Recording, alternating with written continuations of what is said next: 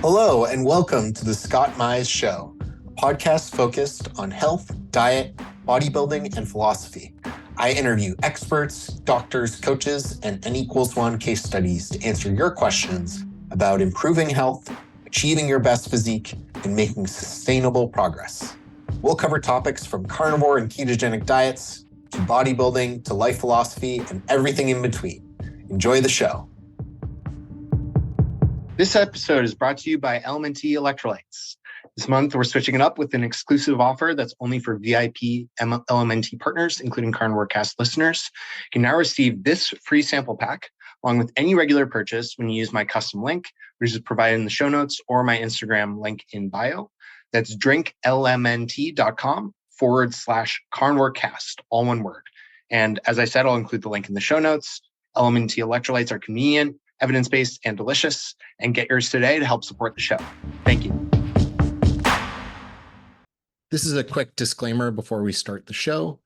This show is for entertainment purposes only. Nothing said here should be taken as medical advice, and please consult with your physician before making any changes to your diet, exercise regime, or medications. Thank you, and on to the show. Felix Norman is an IFBB Pro Bodybuilder and 2022 NPC North American's overall champion. Felix is coached by Austin Stout, and he's prepping now for his pro debut at the Chicago Pro on July 18th. He's nearly 300 pounds in his offseason and trains like an absolute animal. Welcome to the show, Felix. Thank you. I appreciate it. That's a great introduction. Yeah. Well, you're a great guy. So thanks for coming on. So I'd love to start with kind of your background. What initially got you into lifting and then bodybuilding and why? Yeah. So, I mean, honestly, I can thank my parents and they did not do it on purpose. So I have a younger brother. We were, two crazy boys growing up in the 90s, the last of the latchkey kids. So when I was about 10, my mom got us a YMCA membership, and it was close enough where we could just ride our bikes there. And so I've been in the gym since I was 10, since they would only allow me on the elliptical and the stationary bike. And I had to wait till I was 13 to use the weights. Wow. So that's where it started. So I've always been in the gym. Fast forward, to make a long story short, to high school. I was actually a springboard diver, so like swimming and diving. Oh, cool. Yeah, so that's what I did in high school, and got in some trouble. Got kicked out of that, so that was a no-go anymore. Wanted to play football from there. Made friends with all the football players, everything at the new school I had to go to, but I had a condition with my knees, Osgood-Schlatter. They wouldn't, the doctor recommended I don't play because of impact to the knees. So I just hung out in the weight room with the football team, and I couldn't play football. And it's probably a good thing I didn't, but I could get as strong as them. I could keep up in the gym and, eventually kind of outpace them. So that's kind of where I fell in love with it, where it was like, okay, I've already kind of got the no-go from two sports already. I love this, and I love the people that, I'm finding in the gym and everything. And it was kind of something to hide behind with my, social anxiety. I could, people would kind of focus more on that because obviously it's a first impression thing if you're a little bigger, more muscular than people. So, it was just kind of a thing I could hide behind and something I was just somewhat good at. Interesting. Yeah. So how old are you now? 31. So how do you lift for almost 20 years and manage like injuries and stuff like that? I'm really curious. It feels like less and less every year, but I don't know. I've just been lucky. So it's probably because I started so young. I basically went through puberty and adapted and grew up with it and kind of learning my body along the way. So I think part of it is at a young age, I was a lot more in tune with my body than most, 17, 18-year-olds are. Yeah. But I definitely had injuries in my younger days. I had partially torn or very badly strained pec and, other things. But, it's mostly just learning from a very young age and then consistency. I've never, even though I took a lot of time off from competing, I never really took a lot of time out of the gym. So it was just something where I've just always kept up with it, and obviously the stupid stuff like thorough warm-ups and hydration and all that. But yeah, man, more than anything, it's just that I learned my body at such a young age that, again, thanks to my parents sending me, getting me out of the house. So that's probably the biggest part of it. Yeah. Super interesting. And, Yeah. Give me 5 years though. Give me 5 years though. It'll probably look like a different story. Yeah. Catches up. Yeah. Where did you get the first idea to compete, and when did that start for you? So actually, ironically, my diving coach, before I was excused from the team, my diving coach gave me the first Arnold Schwarzenegger bodybuilding encyclopedia. And so, because like I said, I was always in the weight room, even as a teenager. So even as a diver, I was bigger. And so he gave me that, and I went home and read it cover to cover twice. I'm looking at it right now. I still have it. And then the second edition, the updated version, read that cover to cover. Then I got the Robert Kennedy's Encyclopedia of Bodybuilding. I got, and so that's kind of where it started. Was my diving coach was like, well, you're not going to be able to do this, so I know you like this, and it was just kind of a natural move right into the next thing, the next obsession. Yeah. And so when was your first show? First show was 2011, so I was 18. Wow. Yeah, so that was up here in Minnesota. Yes. And you mentioned like taking breaks. What was your life outside of bodybuilding like during that time, and like what caused you to step away from it at times? Yeah. So I competed 18, 19, 20 years old, so up till 2013. And then I had that injury, like I said, my pec. I had a pretty bad injury, so that would have put me out for a year anyway. But much more importantly than that, I met my now ex-wife in 2014, 2015.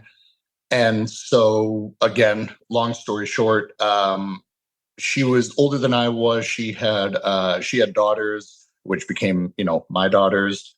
Eventually, and I was still very young. I was 22 when we got married, I think. And so priorities in life changed. I had to figure out a career that would actually make money to support this family that I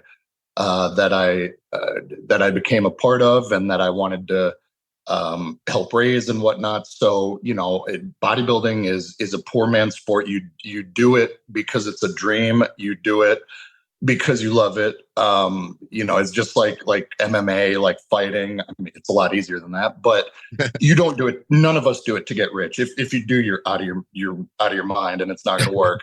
Yeah. So it was that, I had to get a career. So I started at UPS. I worked my way up to becoming a tractor trailer driver for UPS for 6-7 years.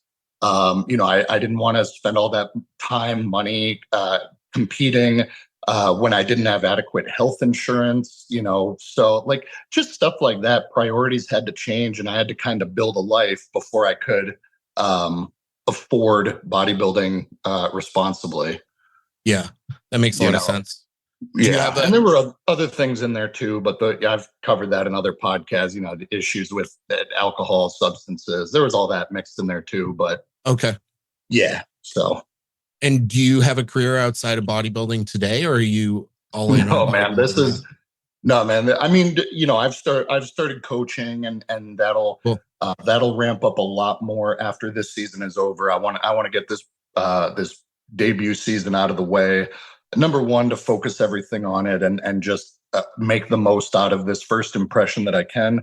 And number two, because I don't want to take on a bunch of clients when I might be a zombie some days. So just want to make sure I can kind of blend them well together and not sacrifice either one. Yeah. But yeah, coaching competing, like the bodybuilding industry, this is it, man. All my eggs are in this basket. I left UPS, which I actually lived in Nashville during that time for 7-8 years. So I left UPS. I moved from Nashville back here to Minnesota at the start of this prep, at the start of this year, and basically embedding everything on myself, on my bodybuilding career, on bodybuilding as a way to make a living in general. And we've basically just hunkered down here back in Minnesota, my hometown, and treated this like a fight camp for this prep. So it's been a really cool adventure, but to be long-winded, no, bodybuilding is it. That's awesome. I love it. Yeah. And what got you back into bodybuilding after that break? Like, what were you always thinking about it and you were like just waiting to get back to it, or was there some source of like you getting back into competing? No, dude, this is gonna sound so like lame because it is just bodybuilding, but I can remember working at UPS in 2016, making $14 an hour, loading trucks at 2 a.m. for Christmas, whatever, trying to make as much as I could that holiday season. And I can remember sitting in those trucks on my break and thinking about getting back on stage and when I'm going to get back on stage and how I'm going to progress, through the amateur ranks into becoming a pro. And I would daydream about it every shift. Like, dude, I can name some of the songs I was listening to when I was, going back to those moments. So no, like bodybuilding never left my mind for a day. It was just completely, it would have been completely irresponsible for me to try to, do these shows and spend all this money when I was not financially or mentally in the right place for it. Yeah. So you didn't want to just rack up a ton of debt like the rest of this country. yeah, exactly. And so what got me back into it, honestly, was, being financially ready, finally, having all my ducks in a row kind of. And then beyond that, basically my now ex-wife, my wife at the time, is saying like, you can do this, like we can do this now, like let's go. Thank God I've always had that village of support around me too. So it was just time, That's cool.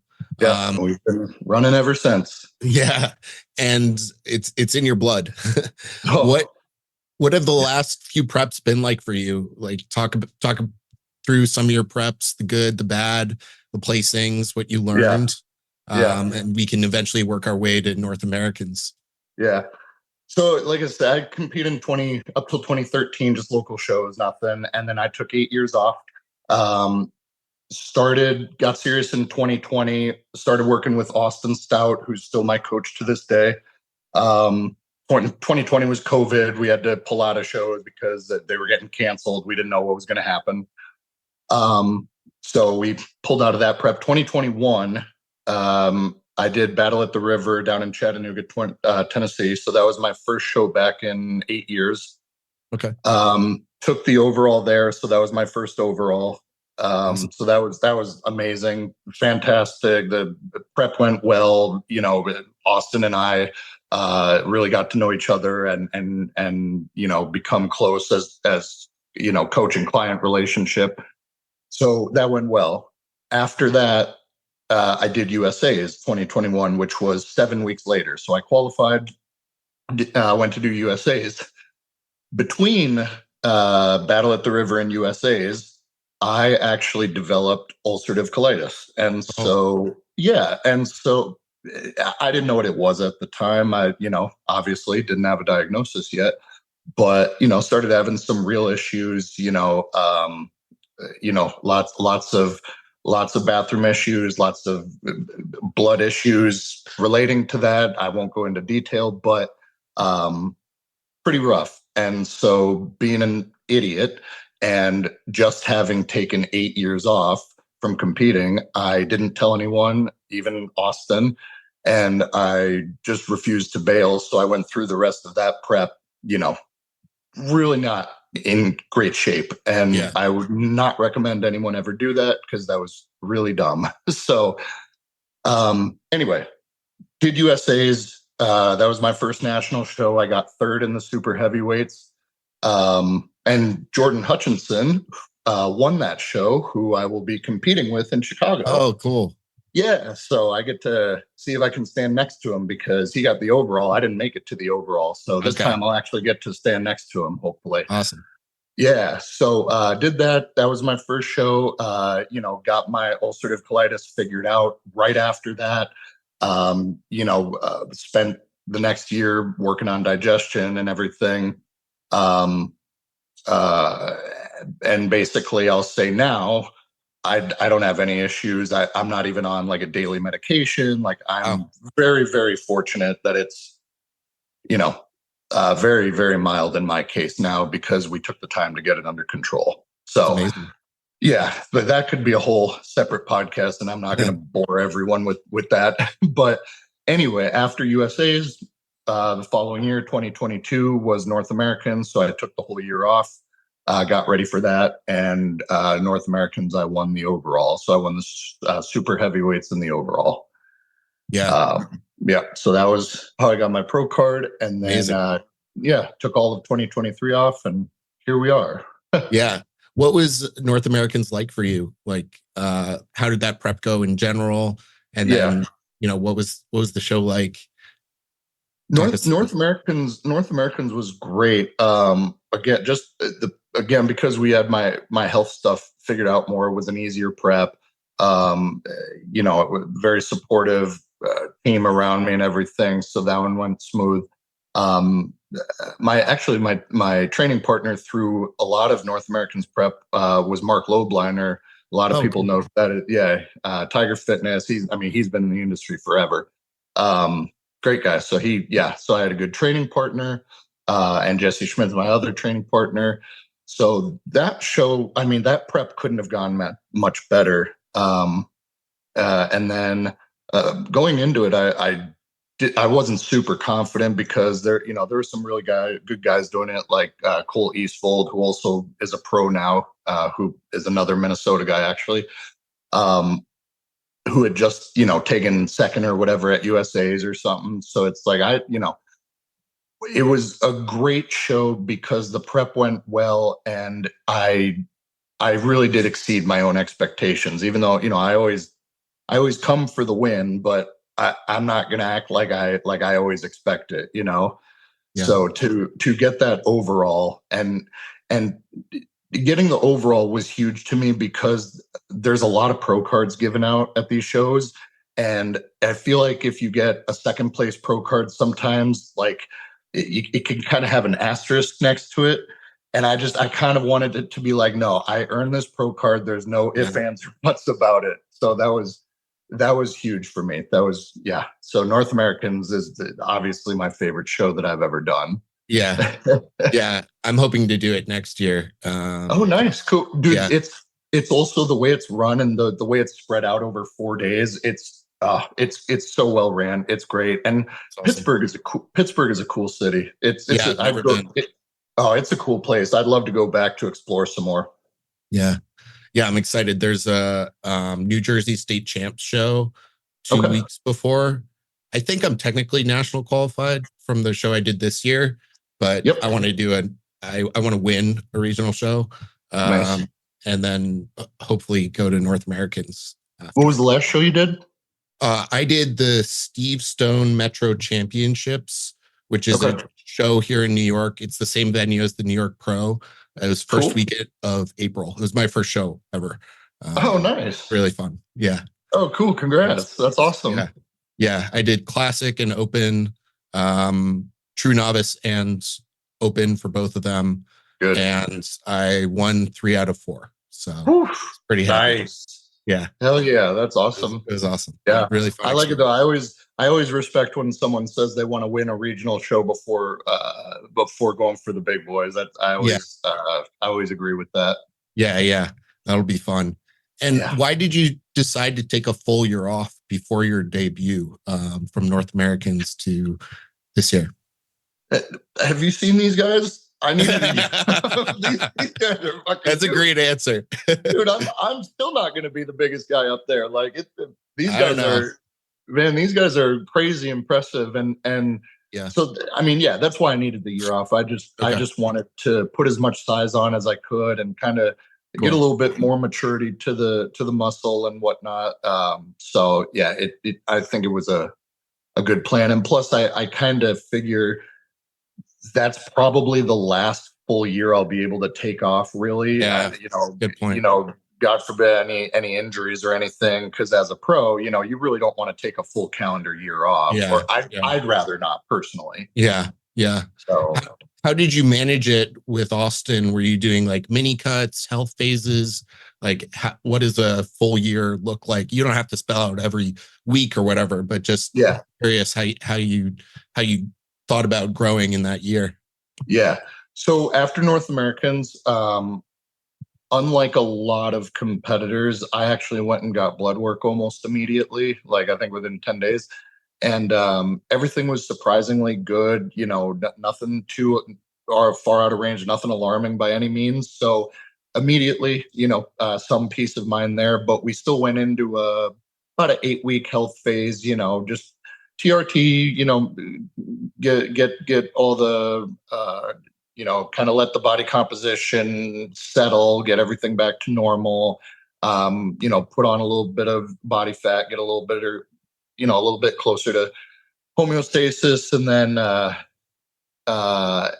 And then we, you know, after that we push, but we put, so the way we do it, we kind of push gradually. So we don't go 0 to 100 in the off season. We, you know, my growth phase might be 5 months long, but it's going to ramp up over time. Everything from the calories to the supplements to the, you know, the volume output, it just slowly ramps up over time as we get out of that hole from prep. Right. So that's kind of how it went. So we, you know, took about 5 months to really build, maybe 6. And then again, took another health phase, another round of blood work. Everything's good. You know, thank God, my, whatever health issues I have are always digestive related. That all my, you know, my other basic blood work and stuff that always comes back good, knock on wood. Yeah. So so then we just rolled into prep there, started in February. Cool. So yeah, I mean it's pretty straightforward. It, you know. Yeah.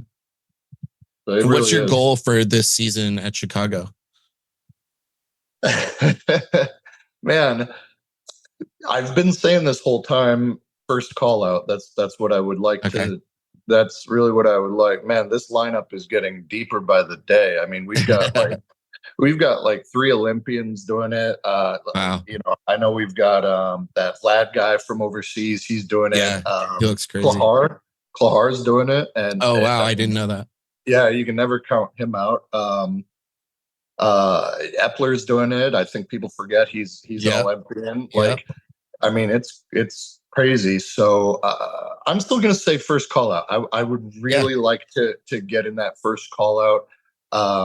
But man, I honestly don't really know what to expect. Number one, because like I said, it's getting so deep. And number two, I've never been to a pro show really.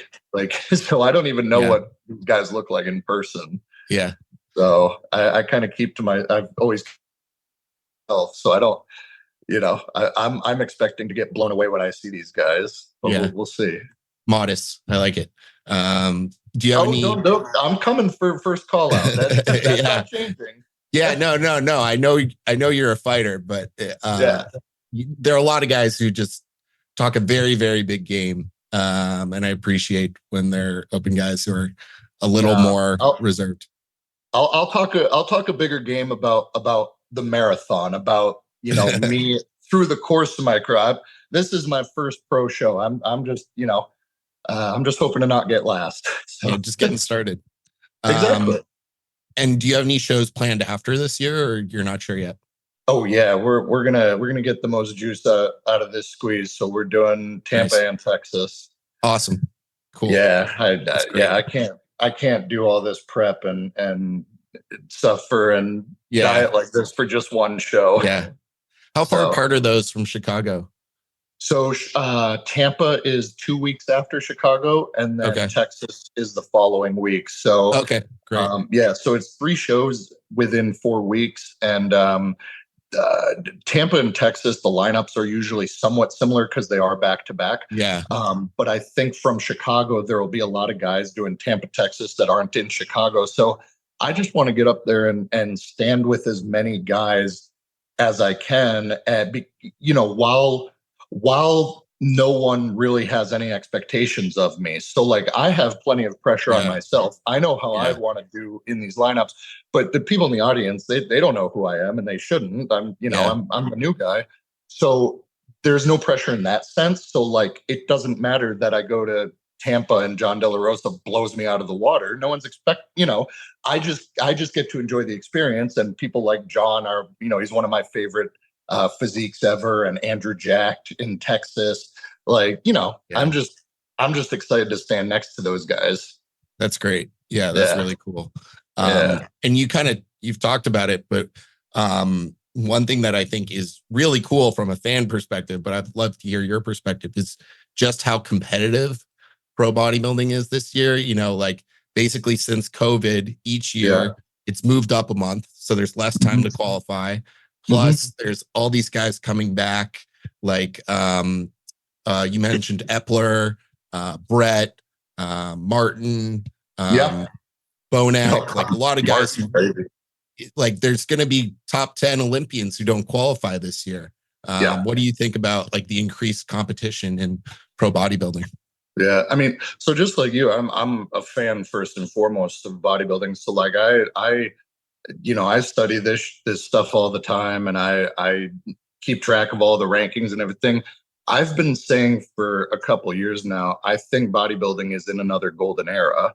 Like, I really don't think it's been this competitive and this deep and this impressive since maybe the early mid 2000s, the Jay and Ronnie, and I know there's Phil Heath and everyone's thrown it like I'm just Sure.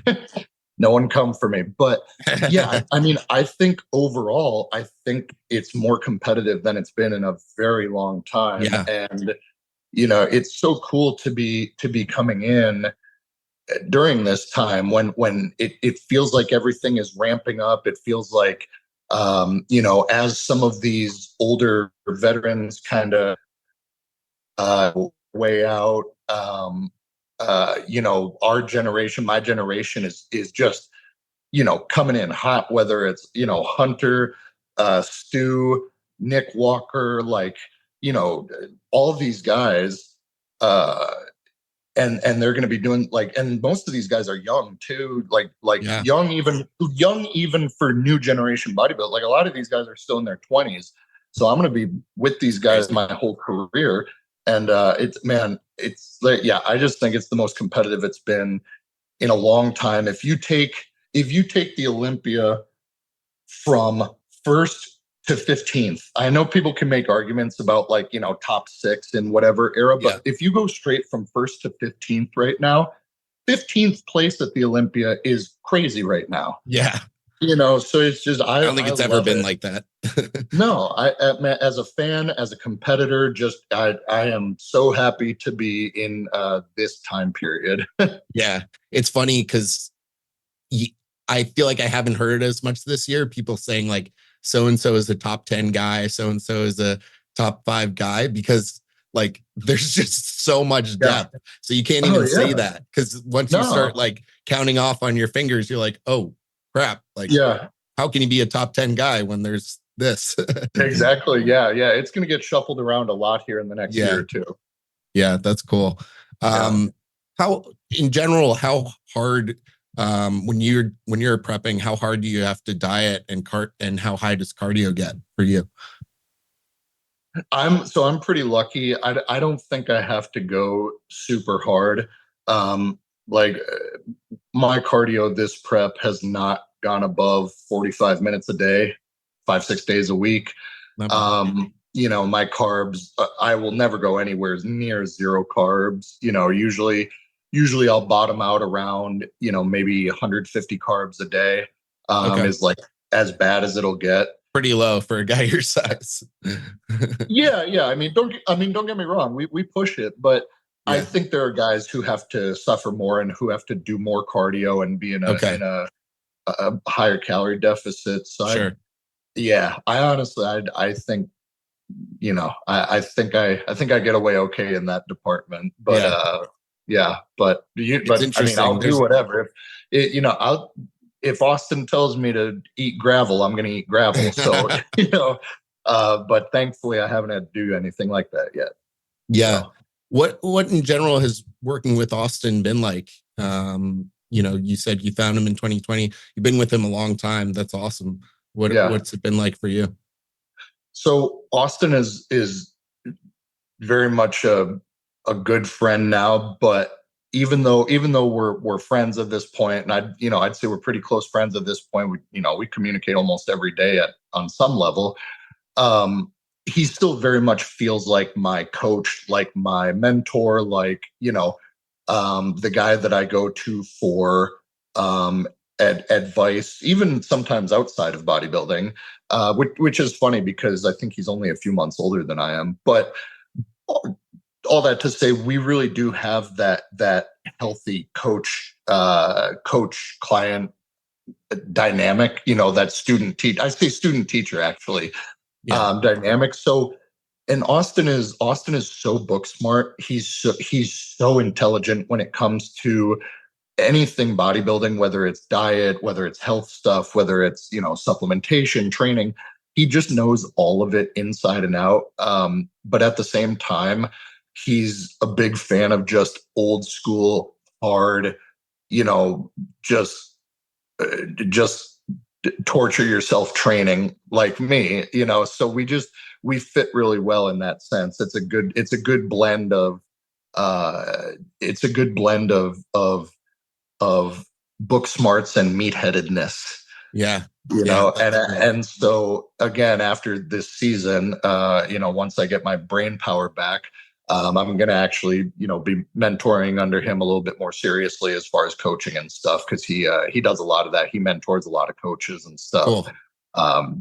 People will know who he is. He should be a household name in the bodybuilding industry, but he's he's very low key. He's not all over social media. So that's another reason why we click so well. Yeah. He's great. I've been following him for several years. He's cool. I wanted to ask you a little bit about coaching. What after you are through with your prep and you have more time for clients.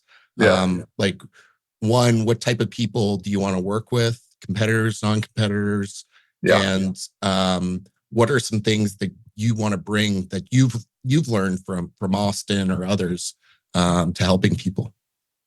So, great questions. So the biggest thing I want to bring is two things. Number one, communication. Like the number of people that come to me or just talk to me, not clients, but just whatever, friends, other competitors, whatever. The number of people who come to me with issues about communication and coaches dropping the ball on communication and everything and ghosting them or just being unorganized, whatever. It's surprising to me, and I just I don't. I could just never imagine myself doing that and being unprofessional in that sense. That would just to leave people hanging like that would just be so stressful.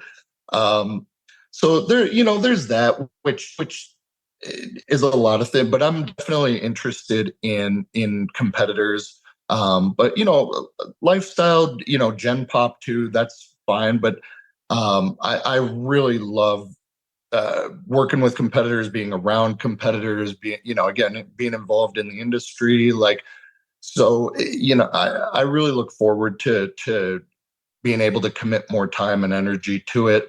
And the other thing is I think people are starting to put a much bigger emphasis on health, and not just like how to address health problems when they come up. I think one of the biggest things happening in bodybuilding right now is preventative health. And, people have gotten really smart about how to prevent these issues, what issues bodybuilding, are most likely to bring, how to try to avoid those as best you can. And that's not just with blood work and supplementation in the physical. There are mental and emotional pieces to this sport that affect us all, that as a coach you should be equipped to handle. There is a certain level of commitment you have to have to clients on that level too, not just on them physically, but on them mentally, emotionally, because this stuff does get hard. Just because competing is a choice doesn't mean it's not really difficult. It is. And I think when people feel like communication gets dropped and they feel like they're not being taken seriously, and maybe they're not, their health isn't being taken into consideration. Sometimes I think a lot of people get a cynical view of the industry or of the sport. They get a very negative view of it. And it's like, we knowledge now, we have enough studies now, we have enough anecdotal evidence now where this really can be done to a large extent in a pretty healthy way. Not completely. There's obviously always risks, but we know now that we can do it in a more healthy way and do it better than we have been. And I really look forward to kind of integrating that into my old school train till you die approach. So kind of blend the two worlds. Yeah, I can tell you'll be a very compassionate, intelligent, and caring coach for your clients. Thank you. Appreciate it. Yeah. Compassionate. Yeah, man. This shit sucks. Like it's not fun when you're 2-3 weeks out. Like, we all love this stuff, but it sucks. And it makes all the difference in the world to have that coach that at least you can depend on that. And if nothing else, you can just be a robot and trust in that, Yeah. So that's what Austin is for me more than anything, is just let me be a robot and just tell me when to take my foot off the gas a little, Yeah, absolutely. And what is, you mentioned old school and training till you feel like you're going to die, but what is your training approach, and maybe how has it changed over the years? Yeah, so it's definitely changed. So, I definitely used to train like Branch Warren style, and not comparing myself to Branch Warren again. No one comes for me, but just that, that hardcore, range of motion is wherever you feel the muscle, kind of hardcore, heavy training. That's kind of how I grew up. That's, the gym I grew up in was very much like that. And I still go to that gym to this day. But I've incorporated, some smarter training. So for instance, I'm a big fan of Dr. Mike Israetel. I always forget, but Renaissance periodization. Like, he has some really good stuff. I like the stuff that John Jewett teaches. I like the stuff that Austin teaches. So I would say take the Branch Warren approach, or the approach where pretty much every set is going to failure. I don't do deload weeks. Like, I don't, it is all hard all the time, but I do focus a lot more on form. My eccentrics are typically slower. I'll go a little bit higher rep range because I find that's what works for me for both hypertrophy and for injury prevention. So 12 to 15 reps is much more my style.